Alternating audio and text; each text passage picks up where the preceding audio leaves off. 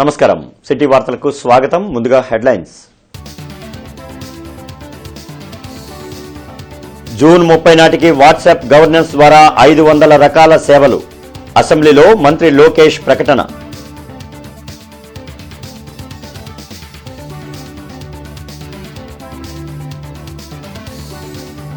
Technology వినియోగంలో TDP ఎప్పుడూ ముందుంటుంది.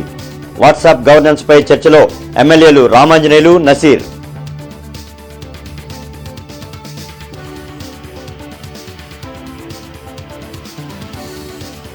పశ్చిమ నియోజకవర్గంలో కొనసాగుతున్న అభివృద్ధి పనులు. పార్టీలకు అతీతంగా సమస్యలు పరిష్కరిస్తున్నట్లు ఎమ్మెల్యే గల్లా మాధవి వెల్లడి.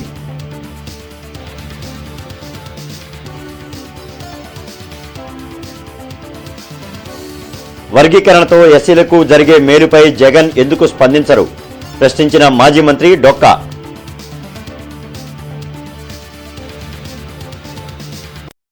జూన్ 30 నాటికి వాట్సాప్ గవర్నెన్స్ ద్వారా 500 రకాల పౌర సేవలను అందుబాటులోకి తీసుకురానున్నట్లు మంత్రి నారా లోకేష్ తెలిపారు. ప్రజల జేబుల్లోకి ప్రభుత్వాన్ని తేవాలన్నదే మనమిత్ర లక్ష్యమని చెప్పారు. వాట్సాప్ గవర్నెన్స్ పై అసెంబ్లీలో లఘు చర్చ జరిగింది. మంత్రి నారా లోకేష్ పాల్గొని వాట్సాప్ గవర్నెన్స్ ద్వారా ప్రజలకు అందుతున్న సేవలను వివరించారు. తన పాదయాత్రలో ప్రజలు ఎదుర్కొంటున్న సమస్యలను తెలుసుకున్నానని, సకాలంలో సర్టిఫికెట్లు అందక ఎంతో మంది అనేక నష్టాలకు లోనయ్యారని చెప్పారు. మంగళగిరిలో ఎంపీపీగా బీసీ మహిళకు రిజర్వేషన్ వస్తే ఆమెకు కుల ధృవీకరణ ఇవ్వకుండా అప్పటి ఎమ్మెల్యే ఇబ్బంది పెట్టారని, ఆ రోజే వ్యవస్థలో మార్పు తీసుకురావాలని నిర్ణయం తీసుకున్నట్లు లోకేష్ తెలిపారు. ప్రజలు ఎదుర్కొన్న సమస్యలు నేను నేరుగా పాదయాత్ర ద్వారా తెలుసుకున్నా అధ్యక్ష. ఆ రోజు నేను ఏ ఊరికి వెళ్ళినా, ఏ గ్రామానికి వెళ్ళినా ప్రజలు కలిసినప్పుడు వాళ్ళు ఒకటే చెప్పారు, ఈ రోజు ప్రభుత్వం నుంచి ఏమైనా సేవలు తీసుకోవాలన్నా మేము ఆఫీస్ ముందర నుంచోవాలి, చేతులు కట్టుకోవాలి. ఈరోజు బటన్ నొక్కితే ఒక సినిమా చూడగలుగుతున్నాం, బటన్ నొక్కితే నిత్యావసర సరుకులు ఇంటికి వస్తున్నాయి, బటన్ నొక్కితే ఏకంగా ట్యాక్సీ బండి మా గ్రామానికి వస్తుంది. కానీ ప్రభుత్వ సేవలు ఎందుకు రావట్లేదని సూటిగా ఆనాడు నన్ను ప్రశ్నిస్తాం జరిగింది అధ్యక్ష. ఆనాడు ఎంపీపీగా బీసీ మహిళ రిజర్వేషన్ వస్తే కావాలని మా చెల్లమ్మకి ఆనాడు సర్టిఫికెట్ ఇవ్వలేదు అధ్యక్ష. ఆనాటి శాసనసభ్యుడు ఉన్న వ్యక్తి కావాలని సర్టిఫికెట్ ఇవ్వలేదు అధ్యక్ష. ఆ రోజు నేను అనుకున్నా మార్పు తీసుకురావాలి వ్యవస్థకి. అంటే ఒక సర్టిఫికేట్ కోసం ఎలా హింసిస్తున్నారు, ఎలా వేధిస్తున్నారు నేరుగా నేను ఆనాడు తెలుసుకున్నాను అధ్యక్ష. అక్కడి నుంచి మొదలైంది ఈ ఆలోచన అధ్యక్ష. ప్రభుత్వ సేవలు అందరికీ సమానంగా అందాలనేదే ప్రభుత్వ లక్ష్యమని, విజిబుల్ గవర్నెన్స్, ఇన్విజిబుల్ గవర్నమెంట్ నినాదం ద్వారా ప్రజల చేతిలో పరిపాలన ఉండాలనేది తన ఆకాంక్ష అన్నారు. సర్టిఫికెట్లు ట్యాంపరింగ్ కు ఆస్కారం లేకుండా క్యూఆర్ కోడ్, ఏఐ ఎనేబుల్తో మెరుగైన సేవలు తీసుకురానున్నట్లు చెప్పారు. విజిబుల్ గవర్నెన్స్, ఇన్విజిబుల్ గవర్నమెంట్ అంటే ప్రభుత్వం కంపడకూడదు, కానీ పరిపాలన కంపడాలి. ఎక్కడ చూసినా పరిపాలన ప్రజల జోబులో ఉండాలనేది ఆనాడు ఆలోచించాను అధ్యక్ష. నేను బలంగా నమ్మేది ప్రజల రోజువారీ జీవితంలో ఒక పక్కన అధికారులు, ఇంకో పక్కన రాజకీయ నాయకులు ఉండకూడదు అధ్యక్ష. సర్టిఫికేట్స్ కూడా క్యూఆర్ కోడ్ ఎనేబుల్డ్ సర్టిఫికేట్స్ తీసుకొచ్చాం.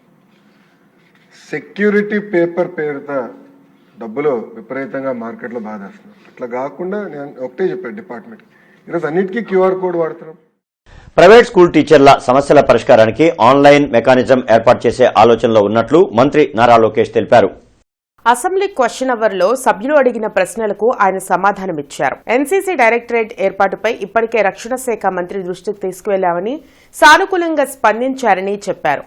ప్రభుత్వ విద్యా సంస్థల్లోనూ బలోపేతం చేసేందుకు అనేక సంస్కరణలు తీసుకొస్తున్నట్లు మంత్రి లోకేష్ వివరించారు. దాంతో పాటు మీరు చూస్తే ఎన్సీసీ వచ్చేగల నేను కేంద్రంలో ఉన్న రక్షా మంత్రి రాజ్నాథ్ సింగ్ గారిని ప్రత్యేకంగా కలిసి ఒక డైరెక్టరేట్ ఇక్కడ ఏర్పాటు చేయండి, ఎందుకంటే డైరెక్టరేట్ ఇక్కడ ఉంటే ఎన్సీసీని పెద్ద ఎత్తున ప్రోత్సహించగలుగుతానని ఆయన కోరతం చెంది ఆయన అనుకూలంగా కూడా స్పందించారు.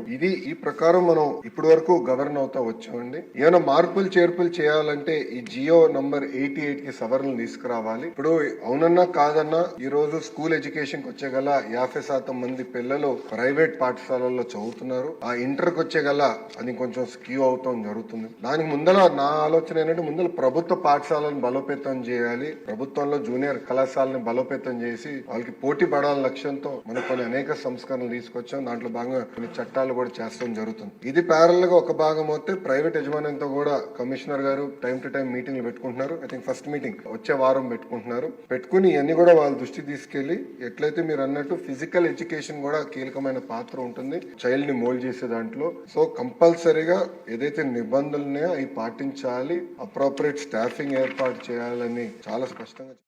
అసెంబ్లీ ఆవరణలో ఎమ్మెల్యేలు ఎమ్మెల్సీలకు ఫోటో సెషన్ నిర్వహించారు. CM Chandrababu, deputy CM Pawan Kalyan, speaker, deputy speaker, మండలి చైర్మన్తో పాటు మంత్రులు, శాసనసభ్యులు పాల్గొన్నారు.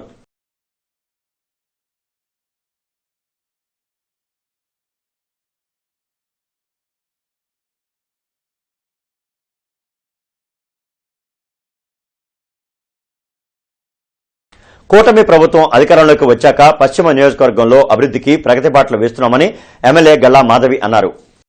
43వ డివిజన్లో సాయిబాబా రోడ్, ద్వారకా నగర్, కొమ్మినేని నగర్లో మొత్తం 1,79,95,000 రూపాయలతో సీసీ రోడ్లు, డ్రైన్లు, ఆర్సీసీ కల్వర్ట్ల నిర్మాణానికి ఎమ్మెల్యే గల్లా మాధవి భూమి పూజ చేశారు. ఈ సందర్భంగా ఆమె మాట్లాడుతూ పశ్చిమ నియోజకవర్గ అభివృద్ధి లక్ష్యంగా పనిచేస్తున్నానని అన్నారు. గత ప్రభుత్వం టీడీపీ కార్పొరేటర్లు గెలిచిన చోట్ల అభివృద్ధి పనులకు నిధులు కేటాయించకుండా కక్షపూరితంగా వ్యవహరించిందని విమర్శించారు. ఈ కార్యక్రమంలో కార్పొరేటర్ కొమ్మినేని కోటేశ్వరరావు, ప్రసాద్, జాముల వీరాంజనేయులు, సాయి, మనవ వంశీకృష్ణ తదితరులు పాల్గొన్నారు. జరగలేదు అంటే గత 10 సంవత్సరాలుగా ఇక్కడ ఒక మంచి నాయకత్వం లేక ఏ పనులు శాంక్షన్ కాక పనిచేసే కార్పొరేటర్లు ఉన్నప్పటికీ కూడా ప్రభుత్వం సరిగ్గా లేక పనులు జరగని పరిస్థితి ఏర్పడింది. అయితే మంచి ప్రభుత్వం వచ్చింది. అన్ని వర్క్స్ని ఒకేసారి పెట్టుకొని ఈరోజు దాదాపుగా 1,79,00,000 కొమ్మినేని కోటేశ్వరరావు గారు ఆధ్వర్యంలో ఈరోజు చేపట్టడం జరిగింది. 4 కాంట్రాక్టర్ల మీద ఈ వర్క్స్ జరగబోతున్నాయి. అత్యంత త్వరితగతిన ఈ వర్క్స్ అన్ని పూర్తి చేసుకొని ప్రజలకి సౌకర్యార్థం ఈ రోడ్లని, డ్రైన్లు తీసుకొస్తామని కాంట్రాక్టర్లు కూడా చెప్పడం జరిగింది. కాబట్టి అన్ని విధాల గుంటూరు పశ్చిమ నియోజకవర్గం అభివృద్ధి పదంలో పరిగెడుతున్నందుకు చాలా ఆనందం వ్యక్తం చేస్తూ సెలవు తీసుకుంటున్నాను. గత ప్రభుత్వంలో చేసిన అరాచకాలకి, అక్రమాలకి ప్రజల ముందుకు వచ్చి మొహం చూపించే అర్హత లేక, మొహం చెల్లక వాళ్ళు రాలేదు. ప్రోటోకాల్ పాటించలేదని ఈరోజు ఏడవడం అదొక వంకగా తప్ప అంతకు మించి ఏం కనిపించట్లేదని ప్రతి ఒక్కరికి రావడం కూడా ప్రోటోకాల్ భంగము లేదంటే అరాచకం సృష్టించడం అంటే మనం ముందుకు వెళ్ళే పరిస్థితి ఉండదు. అలాగా ఈ పనులు చేసుకునే వాళ్ళని తీసుకెళ్ళి ఆయన ఇంట్లో పెట్టుకోవడమే అసలు మేజర్గా అధర్మం, అక్రమము. అలాంటిది వెనక్కి తీసుకురావడం వల్ల తప్పు చేశాము అని అంటే అది వాళ్ళ విఘ్నతకి నేను వదిలేస్తున్నాను. టెక్నాలజీని వినియోగించి ప్రజలకు మెరుగైన సేవలను అందించడంలో తెలుగుదేశం పార్టీ ఎప్పుడూ ముందుంటుందని ఎమ్మెల్యే బోర్ల రామాంజనేయులు చెప్పారు. అసెంబ్లీ వాట్సాప్ గవర్నెన్స్ పై జరిగిన స్వల్పకాలిక చర్చలో ఆయన మాట్లాడారు. ప్రజాస్వామ్యంలో ప్రజల పరిపాలనకు సంబంధించి టెక్నాలజీని ఉపయోగించినటువంటి ఘనుడులో ప్రపంచం యావత్తు చంద్రబాబు నాయుడు గారి వైపు చూస్తుంది అధ్యక్ష. అటువంటి మా ప్రియతమ నేత చంద్రబాబు నాయుడు గారు ఆ రోజుల్లోనే టెక్నాలజీని జోడించి స్మార్ట్ గవర్నెన్స్ తెచ్చారు. ఈ గవర్నెన్స్ అన్నారు. మీ సేవ అధ్యక్ష, మీ సేవ సర్వీసెస్ మనం ఇక్కడే ఉన్నాం. గ్యాస్ అయిపోతే ఒక సైకిల్ మోటార్కి గ్యాస్ బండ్ ఎత్తుకొని అక్కడ ఆ రోజు ఇస్తే తీసుకురావాలి, లేదంటే 2 రోజుల తర్వాత వెళ్ళి తీసుకురావాలి. అలాంటిది ఈ రోజు ఎంత ఉంది అధ్యక్ష? జస్ట్ ఒక బటన్ నొక్కితే ఇంటికి సర్వీస్ వస్తుంది. కరెంటు బిల్లు కట్టాలంటే క్యూలో నిలబడాలి, ఆఫీసులు ఎగరగొట్టాలి. ఇలాంటి సర్వీసెస్ నుంచి విముక్తి కలిగించింది చంద్రబాబు నాయుడు గారు అన్నది ఈ పేటీఎం బ్యాచ్ తెలుసుకోవాలి అధ్యక్ష. మరి విజనరీ కడుపులో టెక్నాలజీని జీర్ణించుకున్న కడుపులో టెక్నాలజీ ఉన్నటువంటి పర్సన్ పుడతాడు కదా. రేపటి రంజాన్ వేళలు సహారీ ఉదయం 4:57 ఇఫ్తార్ సాయంత్రం 6:24 వాట్సాప్ గవర్నెన్స్ ద్వారా అవినీతికి అడ్డుకట్ట వేసేందుకు మంత్రి లోకేష్ చేస్తున్న కృషి హర్షణీయమని ఎమ్మెల్యే నసీర్ అహ్మద్ తెలిపారు. అసెంబ్లీలో ఎమ్మెల్యే నసీర్ అహ్మద్ మాట్లాడారు. ప్రజలు పౌర సేవల కోసం ప్రభుత్వ కార్యాలయాల చుట్టూ తిరిగి తమ సమయంతో పాటు వ్యయాన్ని తగ్గించుకోవచ్చునన్నారు. ఈరోజు మన మంత్రివర్యులు నారా లోకేష్ గారు వాట్సాప్ గవర్నెన్స్ ద్వారా వికేంద్రీకరణకి ఒక చక్కటి ఎగ్జాంపుల్ ఇచ్చినటువంటి పరిస్థితులు ఉన్నాయి. ఎందుకంటే ఈరోజు ప్రభుత్వ యంత్రాంగం గాని, పరిపాలన గాని ప్రజలకు అందుబాటులో ఉండాలనేటువంటి ఒక సిద్ధాంతాన్ని ఈరోజు టెక్నాలజీ రూపంలో ప్రజలకు అందించేటువంటి ఒక మహత్తరమైనటువంటి కార్యక్రమానికి ఆంధ్రప్రదేశ్ ను వేదిక చేసినందుకు గౌరవ మంత్రి గారికి ఈ సభ ద్వారా ప్రత్యేకమైనటువంటి ధన్యవాదాలు తెలుపుతా ఉన్నా. ముఖ్యంగా మన మిత్ర యాప్ యొక్క ప్రధాన లక్ష్యం ఏదైతే ఉందో ప్రభుత్వ సర్వీసులే కాక పరిపాలన సేవలు సౌలభ్యంతో పాటు పారదర్శకతో పాటు అందుబాటులో ఉన్నటువంటి సమాచారాన్ని ఈరోజు ముఖ్యంగా మనందరం కూడా చూస్తా ఉన్నాం. ప్రభుత్వం చేపడుతున్నటువంటి సంక్షేమ అభివృద్ధి కార్యక్రమాలు కూడా రాబోయేటువంటి రోజుల్లో ఈ వాట్సాప్ గవర్నెన్స్ ద్వారా ఏదైతే ప్లాట్ఫామ్ సృష్టించబడుతుందో దాని ద్వారా ప్రజలకు ప్రతి ఒక్క అభివృద్ధి కార్యక్రమాన్ని, సంక్షేమ కార్యక్రమాన్ని ప్రభుత్వం తీసుకుంటుంది. పేద ముస్లింలకు రంజాన్ తోఫా పంపిణీ కార్యక్రమం మాజీ ఎమ్మెల్యే మస్తాన్ వలి ఆధ్వర్యంలో జరిగింది. పార్టీలకు అతీతంగా పలువురు ప్రముఖులు ఈ కార్యక్రమంలో పాల్గొన్నారు. పొన్నూరు రోడ్లోని మస్తాన్వలి స్వగృహంలో నిర్వహించిన రంజాన్ తోఫా పంపిణీ కార్యక్రమంలో మస్తాన్వలితో city cable MD Dandamuri Krishnamohan, Janachaitanya Vedika రాష్ట్ర అధ్యక్షులు లక్ష్మణ్ రెడ్డి, సిపిఎం జిల్లా కార్యదర్శి నేతాజీ, పలువురు ముస్లిం మత పెద్దలు పాల్గొన్నారు. పేద ముస్లింలు రంజాన్ పండుగను సంతోషంగా జరుపుకోవాలనే ఉద్దేశంతో రంజాన్ తోఫాను ఎన్నో ఏళ్లుగా మస్తాన్వలి పంపిణీ చేయడం అభినందనీయమని ప్రముఖులు తెలిపారు. పేదలకు తమ వంతు బాధ్యతగా అండగా నిలవాల్సిన అవసరం ప్రతి ఒక్కరిపై ఉందని చెప్పారు. ఈ యొక్క రంజాన్ పవిత్ర మాసంలో ఎంతోమంది పేద ముస్లింకి నాకు తెలిసి గత 20 సంవత్సరాల నుంచి వారు ప్రతి సంవత్సరం ఇట్లాంటి సేవా కార్యక్రమాలు చేస్తున్నారు. ఈ కార్యక్రమంలో భాగస్వామ్యం అయ్యి పేద ప్రజలకు మా చేతుల మీదుగా వారి ఇచ్చిన వితరణని వారికి ఇవ్వటం, అందించడం మా యొక్క మహద్భాగ్యంగా భావిస్తున్నాం. ఈ కార్యక్రమంలో మమ్మల్ని ఇన్వాల్వ్ చేయడానికి వారికి ప్రత్యేక ధన్యవాదాలు. వారికి మంచి జరగాలని కోరుకుంటున్నాం. స్టాలిన్ కూడా పెళ్లి చేసుకున్న ప్రతి ఒక్కరూ వెంటనే జనాభాని పెంచండి అని చెప్తా ఉన్నాడు. భారతదేశంలో ఇప్పటికీ ప్రపంచంలో అత్యధిక స్థాయిలో 1వ స్థానంలో భారతదేశం ఉంది జనాభా విషయంలో. ప్రతి సంవత్సరం 1.4 కోట్ల మంది జనాభా అధికంగా పెరుగుతూ ఉన్నారు. ఈ పరిస్థితుల్లో జనాభా నియంత్రణ అవసరం. ఈ దేశంలో అందరికీ ఉద్యోగం, అందరికీ ఉపాధి, మంచి విద్య, మంచి వైద్యం, మంచి గృహవసతి ఎన్ని కలగాలంటే పరిమిత కుటుంబం అవసరం అని చెప్పని భావిస్తాం. కుటుంబ సంబంధంగా ఏర్పడేటటువంటి భావాన్ని ప్రజల మధ్య తీసుకెళ్లాలని, ప్రజలందరూ కూడా అన్నదమ్ములలాగా అనురాగంగా ఉండాలనేటటువంటి కార్యక్రమంలో భాగంగా మా కుటుంబం ఎల్లవేళ్ళ సాధ్యమైనంత వరకు కూడా సాటి ముస్లిం సోదరులకు అండగా ఉండాలనేటటువంటి భాగంలో ఈ కార్యక్రమం తీసుకున్నామని చెప్పి తెలియజేస్తూ, మునుముందు కూడా ఇటువంటి శక్తి యుక్తి ఆ పైవాడు కలగజేసి సాటి ముస్లిం సోదరులకు కానివ్వండి, సాటి మానవుడికి ఎక్కడ ఇబ్బందులున్నా వారికి అండగా ఉండే విధంగా శక్తి యుక్తి కలగజేయాలని చెప్పి కాస్తో స్తోమత కలిగినటువంటి వాళ్ళు ఆయా మతాల్లో ఉన్నటువంటి పేద ప్రజలకి సహాయం చేయటం అని చెప్పేసినటువంటి సాంప్రదాయం అత్యుత్తమైనటువంటి సాంప్రదాయం. ఈ రోజుల్లో మన భారతదేశంలో ఈ పండుగల్ని మత విద్వేషాలు రెచ్చగొడుతున్నటువంటి సాంప్రదాయం నెలకొన్నటువంటి నేపథ్యంలో దానికి భిన్నంగా ఈ రంజాన్ సందర్భంగా మన మస్తాన్ వలి గారు ఇటువంటి పెద్దలంతా కూడా పేద ప్రజలకి సహాయం చేయటం అని చెప్పేసి అనేటువంటి దాన్ని సాంప్రదాయాన్ని గత 2 దశాబ్దాల నుంచి కొనసాగించడం అనేటువంటిది మంచి లక్షణం అని చెప్పేసి అనేటువంటిది మేము సిపిఎం పార్టీగా భావిస్తూ ఉన్నాం. ఈ సేవ చేస్తున్నారు 20 సంవత్సరాల నుంచి. ఈ సేవ చూడటానికి చిన్నదే, కానీ ఖురాన్ గ్రంథం చెప్తుంది ఒక మానవుడికి సేవ చేయటం యావత్ ప్రపంచానికి సేవ చేయటం అంత పుణ్యం వస్తుంది. ఈ రంజాను మాసం ఇది ఒక ఖురాన్ గ్రంథం అవతరించబడింది. అల్లా తబారక్ వ తఆలా ఖురాన్ గ్రంథంలో చెప్తున్నారు, నేను రంజాన్ మాసంలో ఈ ఖురాన్ని ఈ లోకంలో నేను దించాను. ఎందుకంటే ఖురాన్ మంచి కోసమే పరలోకం నుంచి ఏలోకంలో వచ్చింది. రెండో మాట ఏంటంటే మా మాజీ శాసనసభ్యులు మస్తాన్ అలీ గారు 30 రోజులు ఉపవాసం ఉండి అలాగే తరావీ చదివి ఖురాన్ గ్రంథం వింటూ చదువుతూ దాని మీద పాటిస్తున్నారు. అల్లాహతో ఇది కూడా దువా చేస్తున్నాము. अल्लाह है ये रमज़ान महीना में कम से कम 20-25 साल से अल्लाह दिशा हमारा ताकत है इसका हमारा भाई सभी मिलको ऐसो गरीब को देखो हमें देने का तरीका है. पहले से हमें वैसा देते हैं, अभी अल्लाह दुआ करे था अभी कितने 25 साल 30 साल की ज़िंदगी भर भी देने का हमारा ताकत है इसको देते रहते हैं. अल्लाह बरकत देते हैं. వర్గీకరణ అంశంలో సుప్రీంకోర్టు చొరవ తీసుకుని మాదిగలకు అనుకూలంగా తీర్పు ఇచ్చినందుకు కేంద్ర ప్రభుత్వానికి, కూటమి నాయకత్వానికి మాజీ మంత్రి డొక్కా మాణిక్యవరప్రసాద్ ధన్యవాదాలు తెలిపారు. అరండల్పేటలో జరిగిన మీడియా సమావేశంలో డొక్కా మాణిక్యవరప్రసాద్ మాట్లాడుతూ సుప్రీంకోర్టు తీర్పు దళితుల ఐక్యతకు పునాదిగా భావిస్తున్నామని చెప్పారు. వైసీపీ తప్ప అన్ని పార్టీలు వర్గీకరణకు మద్దతు ప్రకటించారని అన్నారు. ఎస్సీలకు జరిగే మేలుపై జగన్మోహన్ రెడ్డి ఎందుకు స్పందించడం లేదని ప్రశ్నించారు.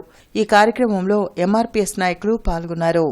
సమాజంలో ఉన్న సభ్య సమాజం మొత్తం కూడా, సివిల్ సొసైటీ మొత్తం కూడా, అన్ని కులాల వారు కూడా ఇది న్యాయమైన సమస్య, వాళ్ళకున్న అవకాశాన్ని ఇద్దరు అన్నదమ్ములు పంచుకుంటే బాగుంటుంది కదా అనే ఒక సూచన చేస్తూ ఉన్నారు. దాని టెక్నికల్ అబ్జెక్షన్ వలన రకరకాల స్టేజీల్లో వచ్చి చివరికి సుప్రీంకోర్టు ద్వారా ఒక మంచి పరిష్కారం జరిగింది. ఇది దళితుల ఐక్యతకి ఇది పెద్ద పునాదిగా, ఇది మంచి నిర్ణయంగా నేను భావిస్తూ ఉన్నాను. కూటమి ప్రభుత్వానికి ధన్యవాదాలు తెలియజేస్తాను. ముఖ్యమంత్రి చంద్రబాబు నాయుడు గారు, పవన్ కళ్యాణ్ గారు, బీజేపీ నాయకత్వానికి, కూటమి నాయకత్వం మొత్తానికి కూడా మేము ధన్యవాదాలు తెలియజేస్తా ఉన్నాం. వర్గీకరణ మీద ఎలాంటి నిర్ణయం ప్రకటించిన పార్టీ ఒక వైసీపీ పార్టీ మాత్రం. ఎస్సీలకి న్యాయం జరుగుతుంటే మీరు ఎందుకు మౌనం వహిస్తున్నారు, ఎందుకు వ్యతిరేకిస్తున్నారు? మేము ఎస్సీలకి ముందు పెట్టి ఇస్తామన్నారు కదా, మేము ప్రాధాన్యత ఇస్తామన్నారు కదా. ఈరోజు ఎస్సీల సమస్య వచ్చేసరికి మీరు ఎందుకు తప్పించుకుంటున్నారు? ఎందుకు మీ నిర్ణయాన్ని ప్రకటించారు? మేయర్ కావటి మనోహర్ నాయుడు గతంలో చేసిన తప్పిదాల వల్లే ఇప్పుడు రాజీనామా చేయాల్సిన పరిస్థితి వచ్చిందని జనసేన ప్రధాన కార్యదర్శి బోనబోన శ్రీనివాస్ యాదవ్ స్పష్టం చేశారు. లాడ్జి సెంటర్లోని జనసేన పార్టీ జిల్లా కార్యాలయంలో జరిగిన మీడియా సమావేశంలో బోనబోయిన శ్రీనివాస్ యాదవ్, గాది వెంకటేశ్వరరావు, చందు సాంబశివరావు పాల్గొన్నారు. ఈ సందర్భంగా వారు మాట్లాడుతూ జనసేన ఆవిర్భావ సభకు విజయం చేకూర్చిన ప్రజలందరికీ ధన్యవాదాలు తెలిపారు. మనోహర్ నాయుడు చేసిన అవినీతిని బయటకు తీస్తామని హెచ్చరించారు. కూటమి ప్రభుత్వ నిర్ణయాల ప్రకారం మేయర్, డిప్యూటీ మేయర్ ఎన్నిక జరుగుతుందని అన్నారు. కూటమి ప్రభుత్వం గుంటూరు నగరాన్ని అభివృద్ది పథంలో నడిపించడానికి కృషి చేస్తుందని తెలిపారు. అవినీతికి అలవాటు పడి అభివృద్ధిని వదిలేసి ఇక నా వల్ల కాదులే, ఇక నాపై ఎదురు తిరుగుతున్నారని మనోహర్ నాయుడు నిన్న మేయర్ పదవి రాజీనామా చేయడం జరిగింది. ఆయన నాకు సహకరించట్లేదని చెప్తా ఉన్నారు.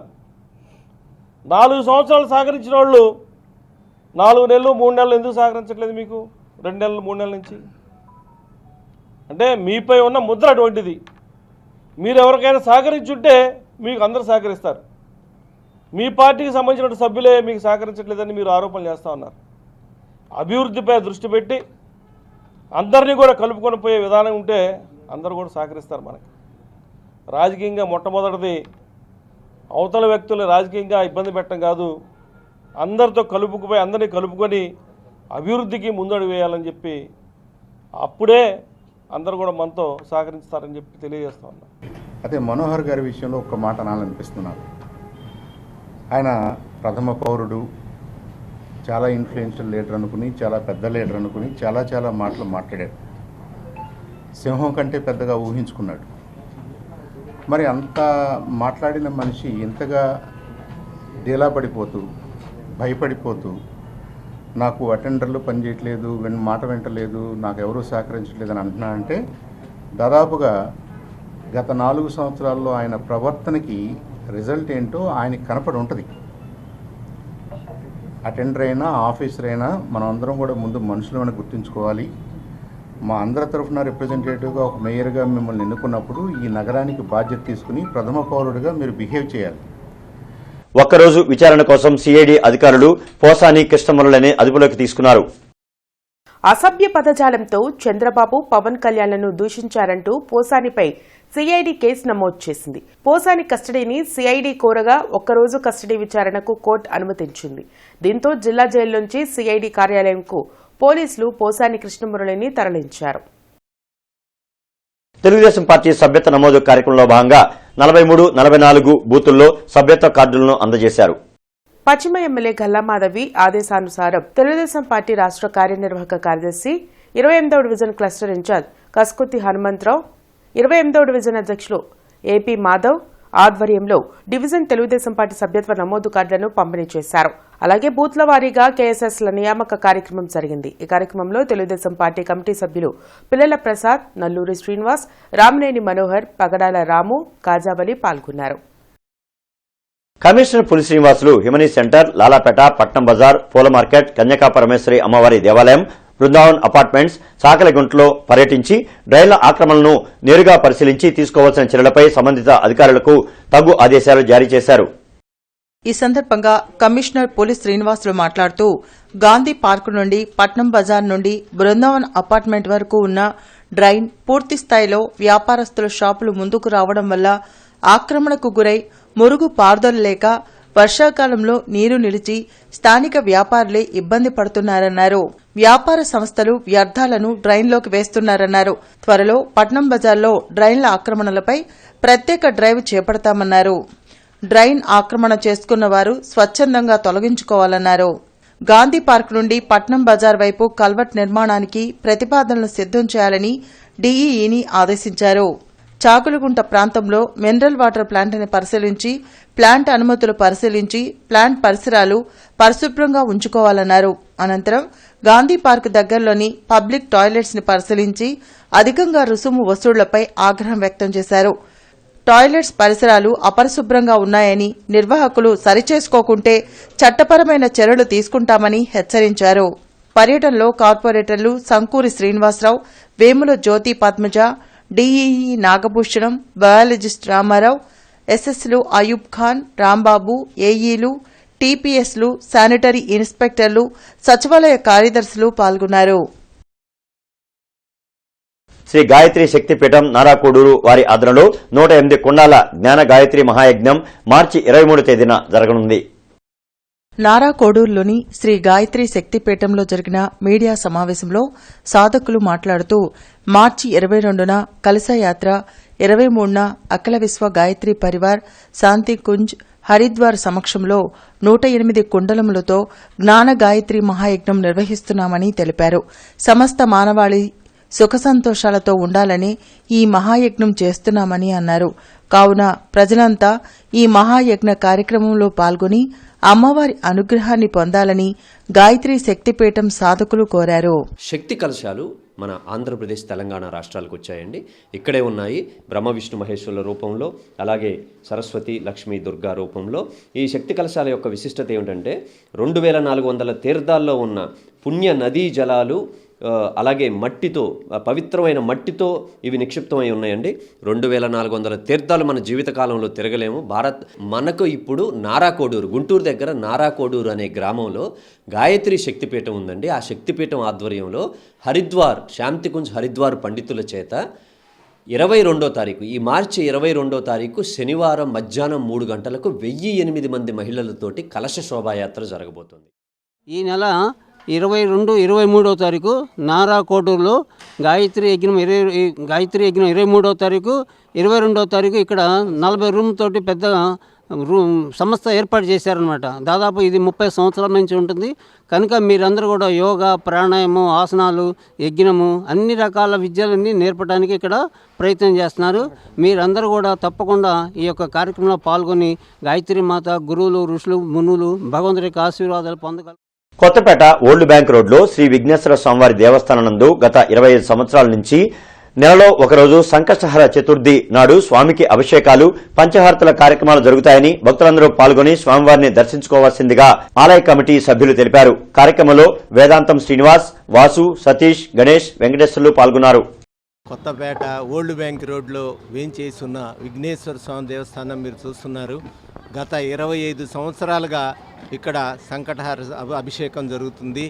అమ్మవారికి దసరా మహోత్సవాలు బాగా జరుగుతాయి. కాబట్టి భక్తులందరూ వచ్చేసి స్వామివారికి అభిషేకాలు దర్శించుకొని తీర్థ ప్రసాదం స్వీకరించి ఆయన కృపకు పాత్రలు కావాల్సిందిగా అందరినీ కోరుతున్నామండి. ఈరోజు విశేషణ సందర్భంగా పంచహారతులతోటి స్వామివారికి హారతి ఇవ్వడం జరిగింది. అలాగే ప్రతి నెల కూడా జరుగుతుంది. కాబట్టి అందరూ చక్కగా దర్శనం చేసుకోవడానికి రావాల్సిందిగా కోరుతున్నాం. వార్తలు ముగించే ముందు హెడ్లైన్స్ మరొకసారి. జూన్ 30 నాటికి వాట్సాప్ గవర్నెన్స్ ద్వారా 500 రకాల సేవలు. అసెంబ్లీలో మంత్రి లోకేష్ ప్రకటన.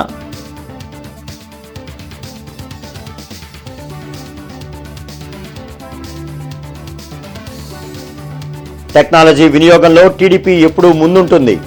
వాట్సాప్ గవర్నెన్స్ పై చర్చలో ఎమ్మెల్యేలు రామాంజనేయులు, నసీర్.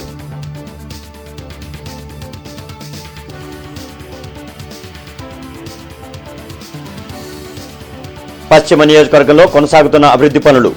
పార్టీలకు అతీతంగా సమస్యలు పరిష్కరిస్తున్నట్లు ఎమ్మెల్యే గల్లా మాధవి వెల్లడి.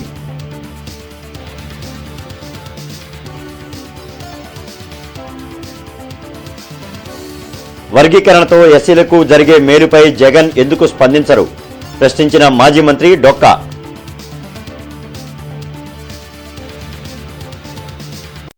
ఇక ఈ వార్తలు ఇంతటితో సమాప్తం. నమస్కారం.